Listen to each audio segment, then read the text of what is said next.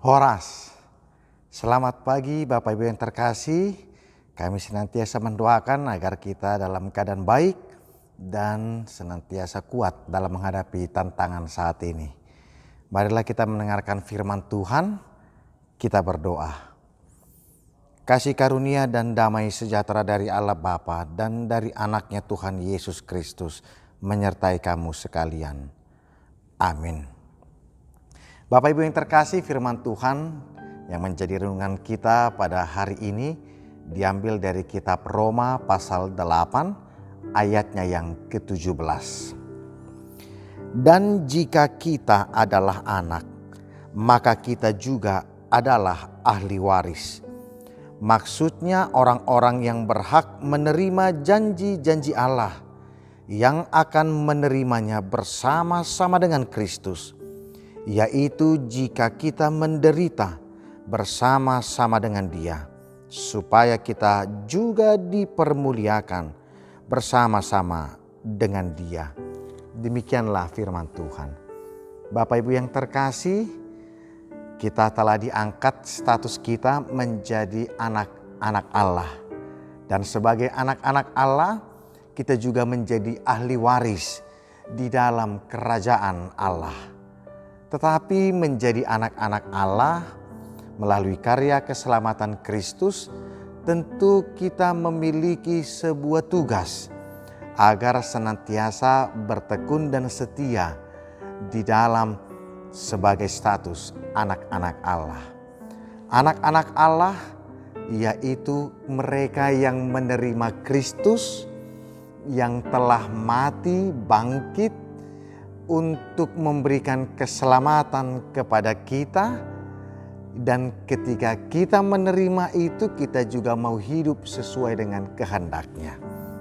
Maka ketika kita hidup di dalam Kristus melalui karya keselamatannya, kita juga menerima pimpinan Roh Kudus di dalam kehidupan kita, agar Roh itu mengajarkan kepada kita kebenaran itu. Roh mengarahkan kepada kita untuk hidup seturut dengan rencana kepada Tuhan. Roh juga memberikan penghiburan kepada kita ketika kita menghadapi penderitaan dan tantangan. Roh memberikan kekuatan kepada kita ketika kita menghadapi seluruh tantangan itu.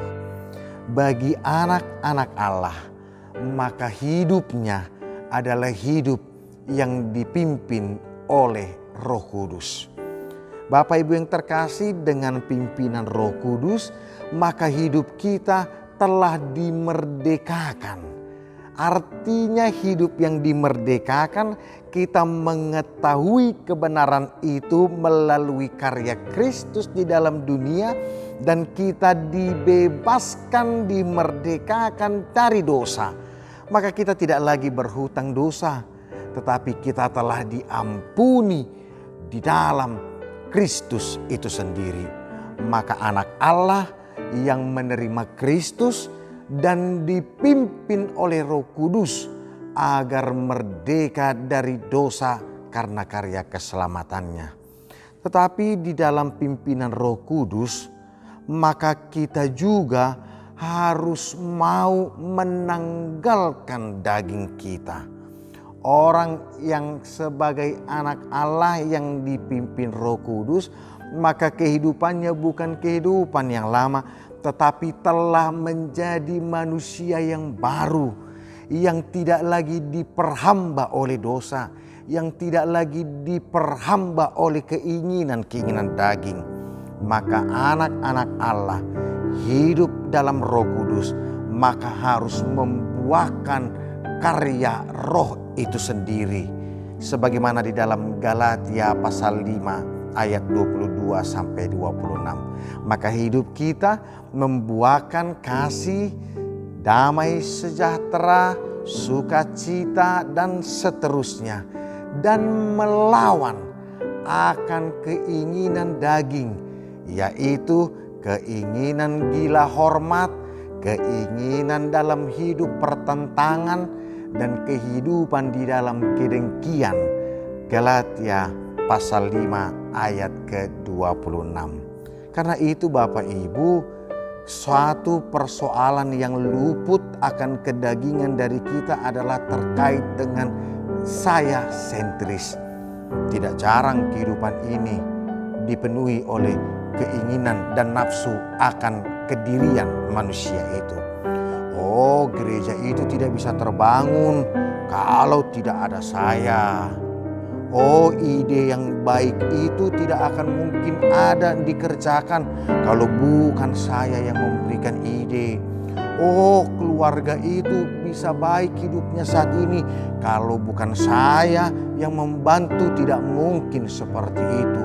Saya, dan saya. Maka Kristus yang hidup tidak lagi menjadi sentral dalam hidup kita.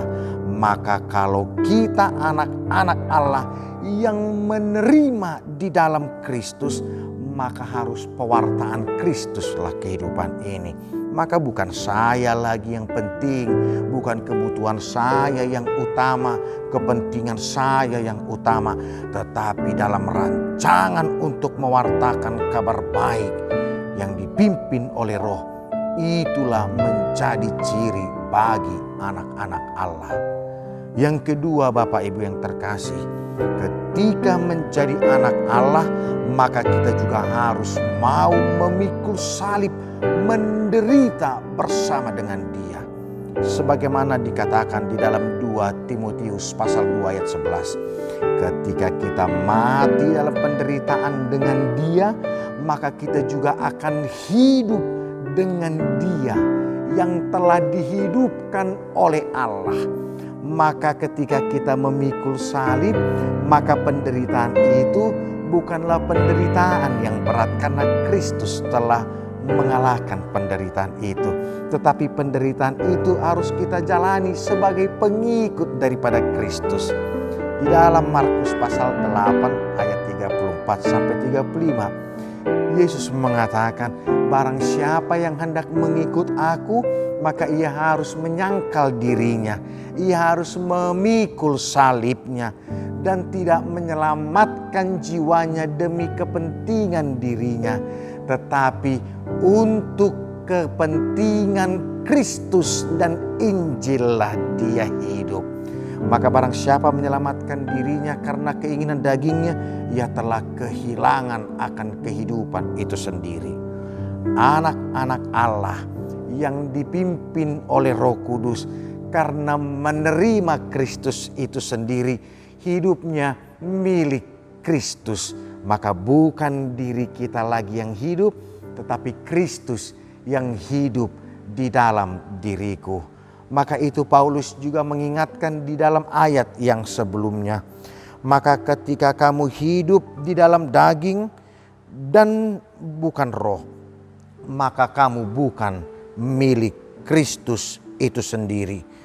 Tetapi ketika engkau hidup di dalam Kristus, maka Allah yang telah membangkitkan Yesus dari antara orang mati juga diam di dalam kamu.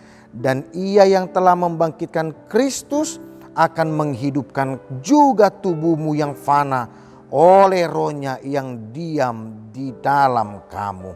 Karena itu Bapak Ibu, ketika di dalam Kristus, maka roh kita akan dihidupkan dan kita dimuliakan bersama dengan Kristus yang juga adalah sumber kehidupan itu sendiri.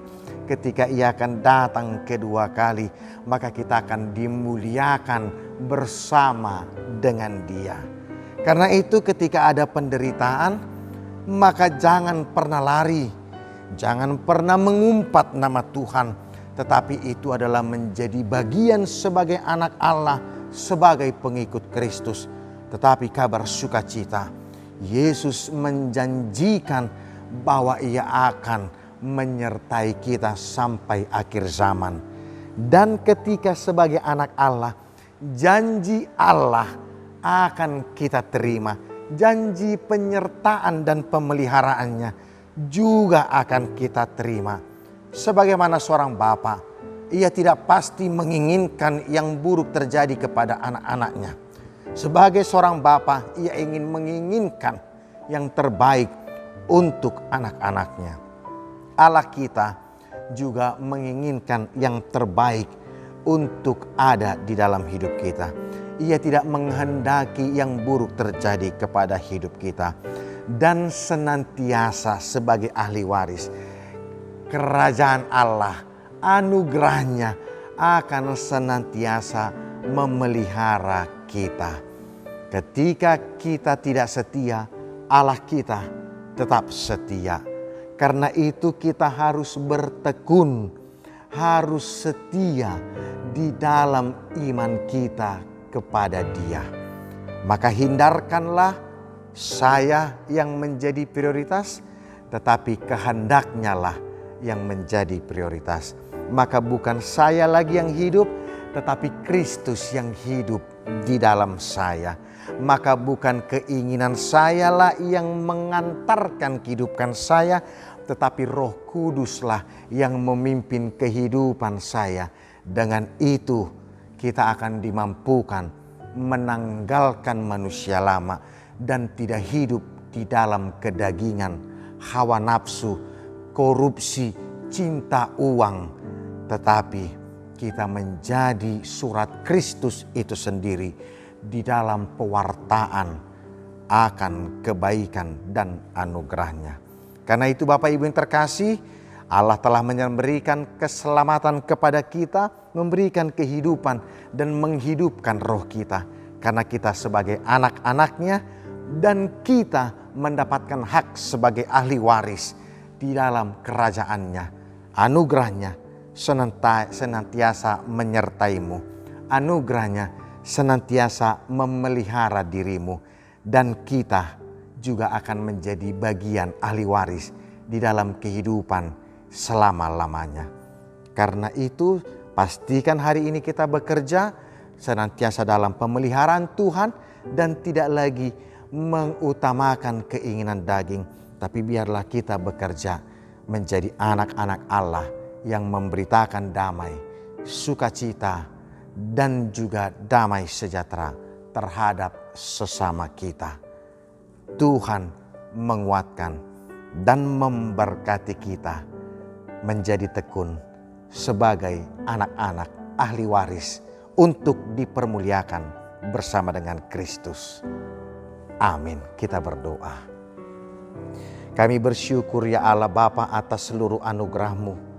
Melalui karya penyelamatan Kristus, kami telah mendapatkan keselamatan dan menjadi anak-anak-Mu. Sehingga kami boleh memiliki hak sebagai pewaris akan kerajaan-Mu. Dan Engkau yang telah mempermuliakan Kristus, Engkau juga akan mempermuliakan kami. Sehingga kami mendapatkan kehidupan yang kekal bersama dengan Kristus. Maka roh kami bersuka cita oleh karena Engkau menghidupkan. Walau daging kami harus mati oleh karena dosa, tetapi kami tidak lagi diperhamba dosa karena Engkau telah memberikan keselamatan melalui darah-Mu yang menebus dosa kami. Bapa yang terkasih, sertailah jemaat-Mu agar mereka senantiasa di dalam ketekunan setia menjadi anak-anak Tuhan dengan menanggalkan keinginan daging.